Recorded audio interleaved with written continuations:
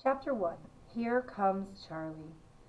These two very old people are the father and mother of Mr. Bucket. Their names are Grandpa Joe and Grandma Josephine. And these two very old people are the father and mother of Mrs. Bucket. Their names are Grandpa George and Grandma Georgina. This is Mr. Bucket. This is Mrs. Bucket. Mr. and Mrs. Bucket have a small boy whose name is Charlie Bucket. This is Charlie. How do you do? And how do you do? And how do you do again? He is pleased to meet you. The whole of this family, the 6 grown-ups, count them, and little Charlie Bucket lived together in a small wooden house on the edge of a great town. The house wasn't nearly large enough for so many people, and life was extremely uncomfortable for them all. There were only 2 rooms in the place altogether, and there was only 1 bed. The bed was given to the 4 old grandparents because they were so old and tired. They were so tired they never got out of it. Grandpa Joe and Grandma Josephine on this side, Grandpa George and Grandma Georgina on this side. Mr. and Mrs. Bucket and little Charlie Bucket slept in the other room upon mattresses on the floor. In the summertime, this wasn't too bad, but in the winter, freezing cold drafts blew across the floor all night long, and it was awful. There wasn't any question of them being able to buy a better house, or even one more bed to sleep in. They were far too poor for that. Mr. Bucket was the only person in the family with a job.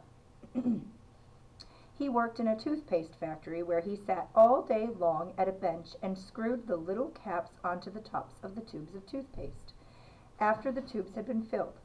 But a toothpaste cap screwer is never paid very much money, and poor Mr. Bucket, however hard he worked and however fast he screwed on the caps, was never able to make enough to buy 1/2 of the things that so large a family needed.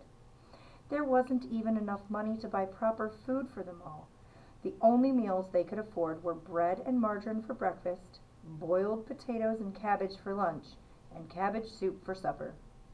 Sundays were a bit better.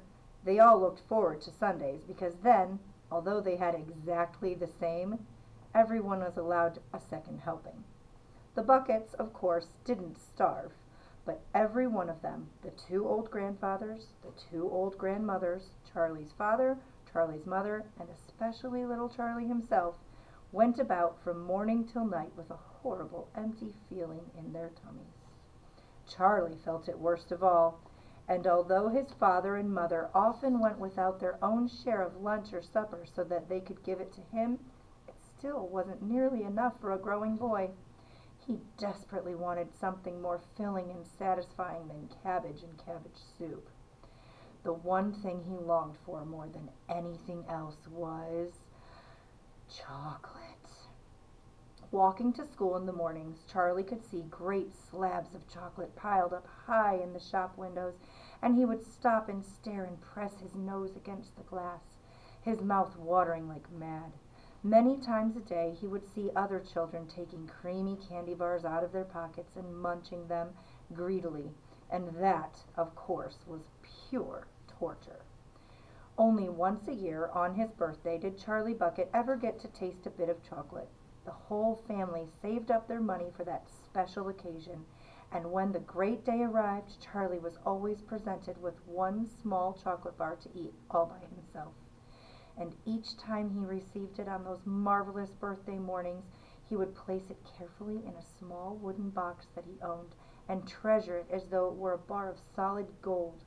And for the next few days he would allow himself only to look at it, but never to touch it. Then at last, when he could stand it no longer, he would peel back a tiny bit of the paper wrapping at one corner to expose a tiny bit of chocolate, and then he would take a tiny nibble, just enough to allow the lovely sweet taste to spread out slowly over his tongue.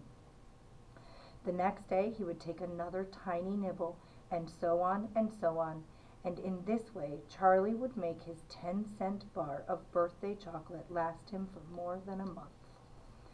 But I haven't yet told you about the one awful thing that tortured little Charlie, the lover of chocolate more than anything else. This thing, for him, was far, far worse than seeing slabs of chocolate in the shop windows or watching other children munching creamy candy bars right in front of him. It was the most terrible, torturing thing you could imagine, and it was this. In the town itself, actually within sight of the house in which Charlie lived, there was an enormous chocolate factory. Just imagine that!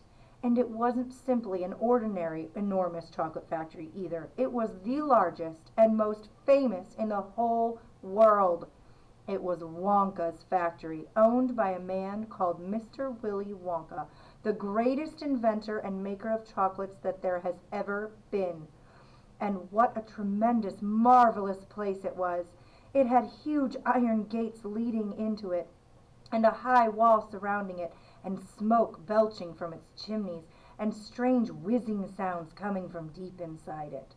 And outside the walls, for half a mile around in every direction, the air was scented with the heavy, rich smell of melting chocolate. Twice a day on his way to and from school, little Charlie Bucket had to walk right past the gates of the factory. And every time he went by, he would begin to walk very, very slowly. And he would hold his nose high in the air and take long, deep sniffs of the gorgeous, chocolatey smell all around him. Oh, how he loved that smell! And oh, how he wished he could go inside the factory and see what it was like.